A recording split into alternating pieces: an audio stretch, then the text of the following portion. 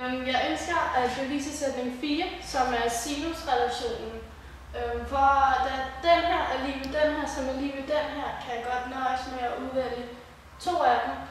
Og det gør jeg for at gøre regnestykket mere overskueligt. Jeg tager udgangspunkt i sætning 3, som er noget vi kender, som siger, at t er lige med en halv gange a gange c gange sinus til b. Eller hvis man har nogle andre sider og vinkler, så er t lige med en halv gange b gange c gange sinus til a.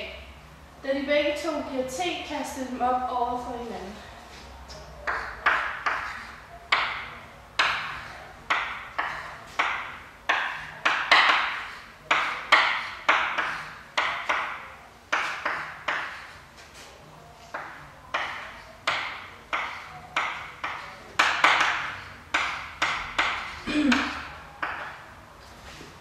Jeg fjerner den halve, der står på begge sider ved at gange med 2. Så der kommer til at stå b gange c gange sinus til a er lige med a gange c gange sinus til b. Jeg kan nu se, at de faktorer, jeg ønsker heroppe i min sætning, de står herinde, men der er ingen c'er med. C'erne skal jeg fjerne, og c står på begge sider, så ved at dele med c kan jeg fjerne c'en.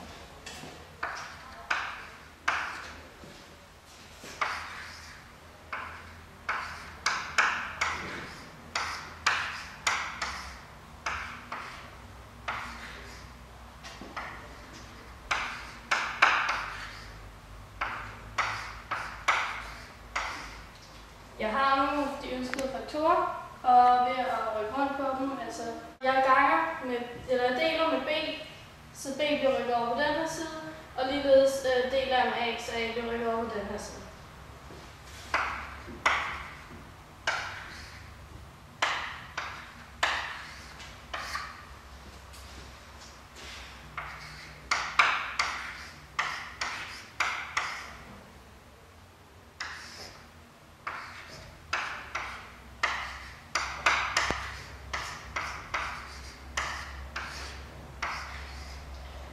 Jeg er altså kommet frem til det, jeg ville opnå. Jeg har bevist, at sinusrelationen lyder sinus til vinkel A delt med A er det samme som sinus til vinkel B delt med B.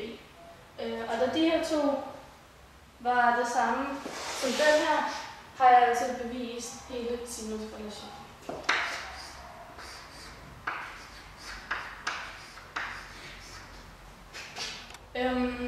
Da forholdet mellem de to er det samme forhold mellem de to, som er det samme som forholdet mellem de to, vil sige, hvis du bytter om på dem, så A står øverst, og B står øverst, og C står øverst, så vil det stadig gælde, det vil stadig være det samme. Og det kan man bruge til, at hvis du kender nogle sider eller vinkler i en trekant, så kan du isolere den ubekendte, du så gerne vil finde. Og hvis du mangler en vinkel, så er det nemmest at bruge den her version af sinusrelationen.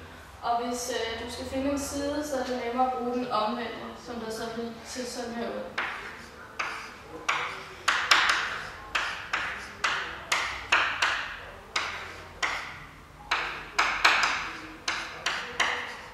Og det er den simple grund, at det er hurtigere at isolere siden A i den her, end i den her version.